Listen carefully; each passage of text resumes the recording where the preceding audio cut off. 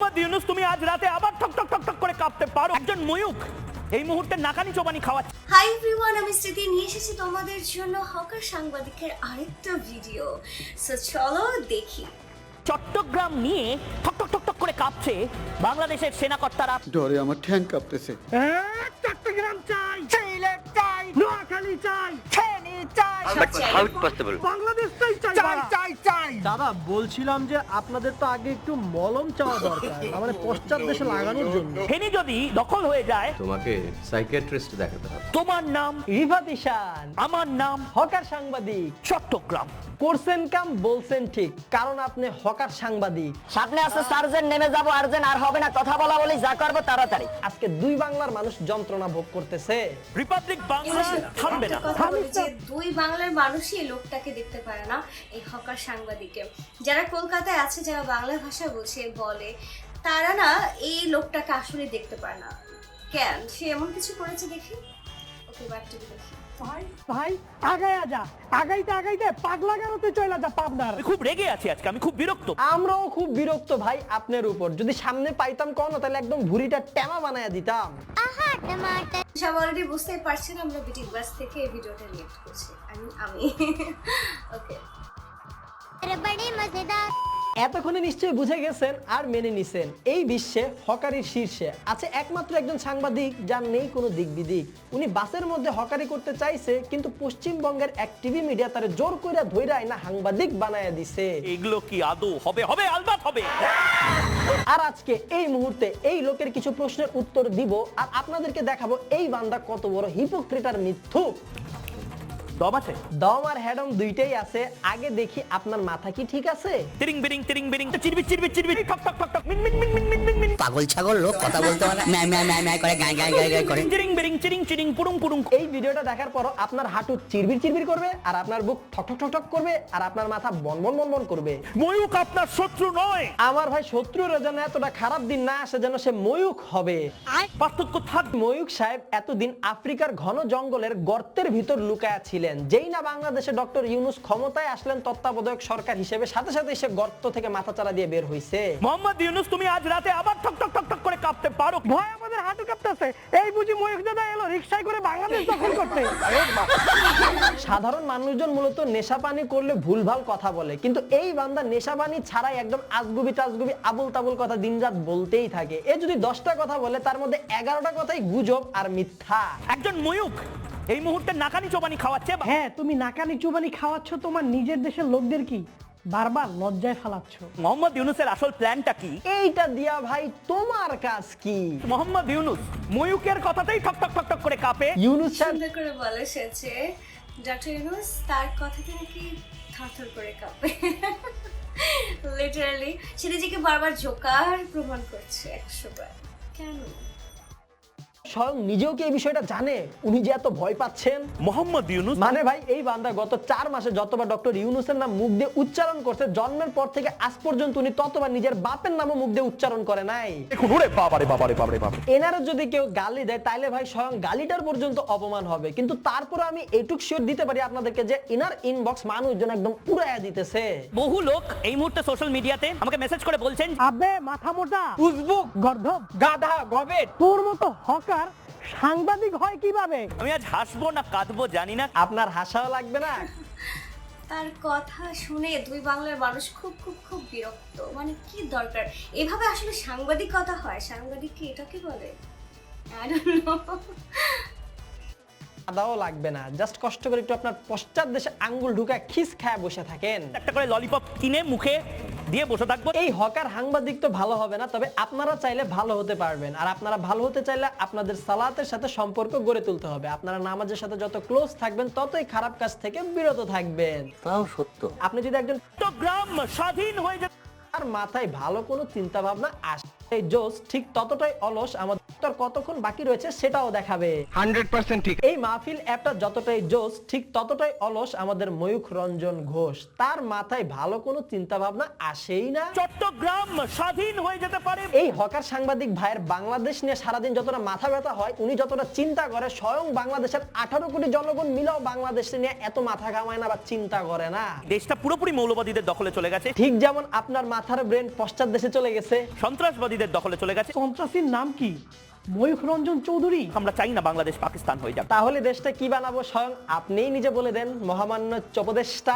বাংলা হবে আফগান, আমরা হব তালেবান। তালেবান হওয়ার যোগ্যতা আপনি কেন? আপনার 7 পুরুষেরও নাই। চট্টগ্রাম মাঙ্গে আজাদি, ময়ূখ মাঙ্গে পাবনার পাগলা গারো। পাগলা মাঙ্গে ময়ূর। বাংলাদেশের এই মাঙ্গে আজাদি মানে চট্টগ্রাম যায় আজাদ হতে রিয়েলি কবে? আমরা যারা বাংলাদেশে থাকি তারা তো আসলে জানি না এইসব খবর সে কোথা থেকে পায়। স্নেক অবরুদ্ধ করতে ভারতের সময় লাগবে 5 মিনিট। আর ভারতের চিকেন স্নেক অবরুদ্ধ করতে চীনের সময় লাগবে মাত্র 2 মিনিট। মানে ভাই এই বান্দার জীবনের প্রত্যেকটা কাজে, খাইতে নাইতে বইতে শুইতে উঠতে প্রত্যেকটা কাজে এর শুধু বাংলাদেশ আর বাংলাদেশ আর ডক্টর ইউনুস নিয়ে চিন্তার মাথা ব্যথা। মানে এর জীবনে বাংলাদেশ আর ডক্টর ইউনুস এই দুইটা জিনিস বাদে তৃতীয় আর কোনো কিছুই নাই।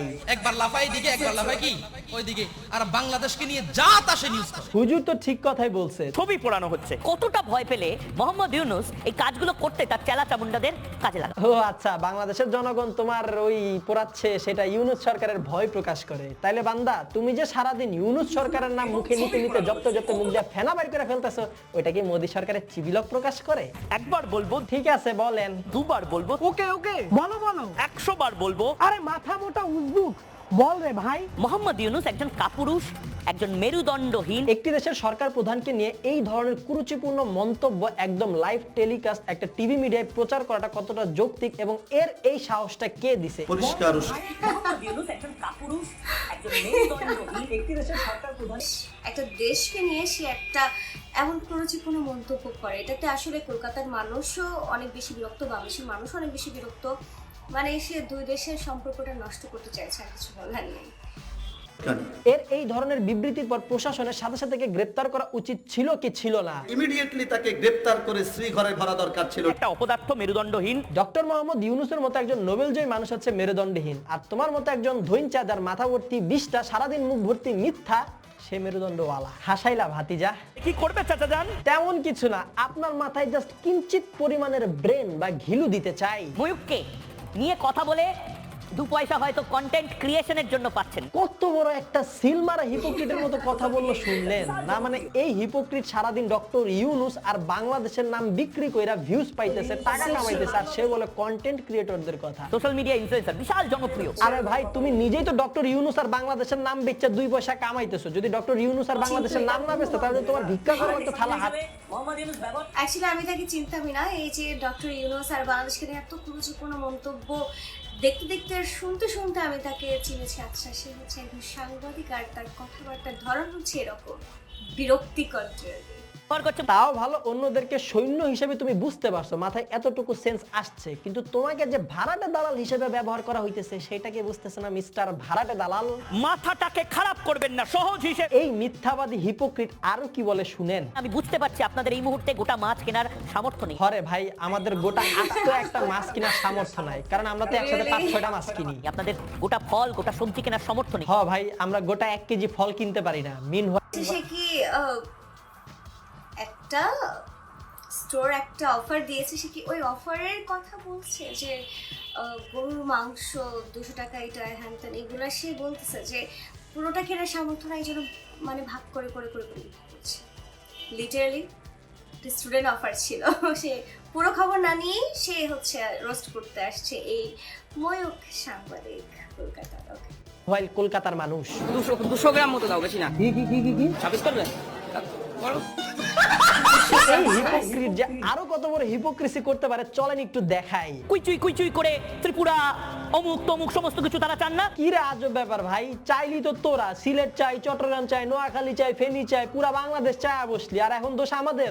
আমরা আবার কবে ত্রিপুরা চাইলাম? বলছেন না আমরা এই কলকাতা দখল করে নেব। ভাতিজা ময়ূক, আমাদের কাছে কিন্তু প্রমাণ আছে তুমি যে চাইছো বাংলাদেশ। চট্টগ্রামটা স্ট্র্যাটেজিক্যালি ঠিক কতটা ইম্পর্টেন্ট দেখুন। তাই খুব ইম্পর্টেন্ট। হ্যাঁ লোভ লাগতেছে না আবার? ষড়যন্ত্রের ফলে চট্টগ্রাম আমাদের হাতছাড়া হয়। দেখছেন অবস্থা, এই হিপোক্রিট নিজের ভিডিওতে বাংলাদেশ চাই বলে দুই দেশের মধ্যে একটা দাঙ্গা তৈরি করার মতো একটা পরিবেশ সৃষ্টি করতেছে, আবার নিজেই তার ভিডিওতে বলতেছে বাংলাদেশের মানুষজন নাকি মেঘালয় চাচ্ছে, সেভেন সিস্টার্স চাচ্ছে। কত বড় মিথ্যক মানুষ হইতে পারে? ভুল ভাবছেন, আমরা মিনমিনে মিডিয়া নই। হ্যাঁ, তোমরা ভাই মিনমিনে মিডিয়া না, তোমরা হচ্ছে জনমের মিথ্যুক আর চাপাবাজ মিডিয়া। আমরা সার্কাসের অনুভূতি পেতে পারি। আমাদের প্রিয় ইন্ডিয়ার দাদা দিদি যারা আছেন, আপনাদেরকে একটাই রিকোয়েস্ট করব, আপনারা ভুলেও এই মিথ্যুকের কথা শুনে বিভ্রান্ত হবেন না। এ বাংলাদেশ নিয়ে যত ধরনের যত মতামত ছড়ায়, যত কথা ছড়ায়, সবই প্রোপাগান্ডা, সবই ভুলভাল কথাবার্তা, এর নিজের মন মর্জি মতো কথাবার্তার কোনোটারই ভিত্তি নাই। দুষ্টু কোকিল ডাকে রে কু কু কু কু কু। দুষ্টু কোকিলটাও হয়তো একদিন ভালো হয়ে যাবে, কিন্তু এই হকার সাংবাদিক কোনোদিনও ভালো হবে না, এটুকু শিওর। এর সুস্থতা কামনা করে ভিডিওটা এখানেই শেষ করছি। তবে আপনারা কোথাও যাবেন না, আগামী 3 মিনিট যা বলছি শেয়ার করুন। এই ভিডিওটা ধুমায়া শেয়ার করেন, বারবার শেয়ার করেন। মানে এই ময়ূখ সাংবাদিক তার আসলে কি চায়? সে দু দেশের মধ্যে সম্পর্কটা কেন খারাপ করতে চায়? বাংলাদেশ কোনো দেশের সাথে ঝগড়া বিবাদ চায় না, বাংলাদেশের মানুষ শান্তি চায়, একটু ভালো থাকতে চায়, সবাই মিলেমিশে থাকতে চায়, শান্তিতে রাতে ঘুমাতে চায়। কিন্তু এই সাংবাদিক একটু পর পর এমন মাসলাদার খবর নিয়ে আসে যেটা ফেক, লাইক লিটারালি দুই দেশের মানুষের এই সম্পর্কটা নষ্ট করে তার লাভটা কি হবে? সে এটার জন্য কিছু ভিউজ পাচ্ছে, তার টাকা ইনকাম হচ্ছে তার চ্যানেলে, তার সাংবাদিকতার এই যে তারকে অনেকে চিনত না, তার এই সব কথা বলার জন্য ডক্টর ইউনুস বা বাংলাদেশকে নিয়ে কথা বলার জন্য তাকে এখন কেউ চিনছে, তার মুখটা ফেমাস হচ্ছে।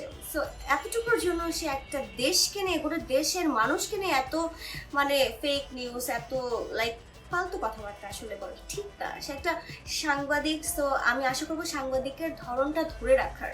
সো ডিয়ার ভিউয়ার্স, এই মলম বিক্রেতাকে নিয়ে আপনাদের কি মন্তব্য অবশ্যই তা কমেন্টস করে জানাবেন, আর ভিডিওটি শেয়ার করতে একদমই ভুলবেন না। আমি স্মৃতি বিদায় নিচ্ছি এখন, দেখা হবে নেক্সট কোনো ভিডিওতে।